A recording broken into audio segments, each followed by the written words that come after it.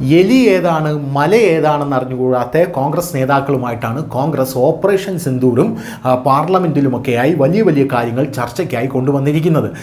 പറയുന്ന കാര്യങ്ങളെന്ന് പറഞ്ഞാൽ സമ്പൂർണ്ണമായിട്ടുള്ള ബ്ലണ്ടറുകളാണ്.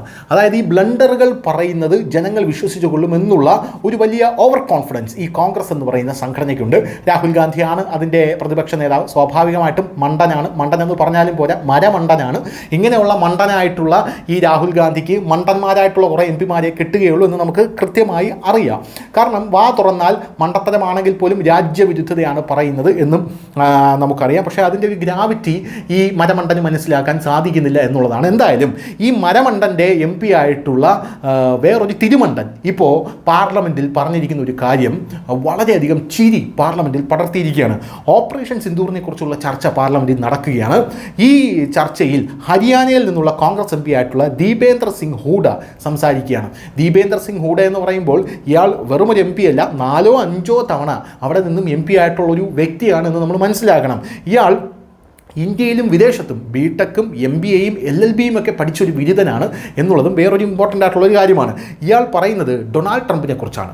ഡൊണാൾഡ് ട്രംപ് എന്ന് പറയുന്ന വ്യക്തി ഇന്ത്യ ഓപ്പറേഷൻ സിന്ദൂറിൽ ഇത് നടത്തി, അതായത് വെടിനിർത്തൽ നടത്തി എന്ന് നിങ്ങൾ പറയുന്നല്ലോ, ഡൊണാൾഡ് ട്രംപ് പറയുന്നല്ലോ. ഡൊണാൾഡ് ട്രംപ് അങ്ങനെ പറയുമ്പോൾ ഇന്ത്യ അതിനെ എതിർക്കുന്നു. പക്ഷേ ഇന്ത്യ എന്ത് നടപടിയെടുത്തു? ഡൊണാൾഡ് ട്രംപ് ഇങ്ങനെ ഒരു കള്ളത്തരം പറയുമ്പോൾ ഇന്ത്യ ഡൊണാൾഡ് ട്രംപിനെതിരെ നടപടിയെടുക്കണ്ടേ?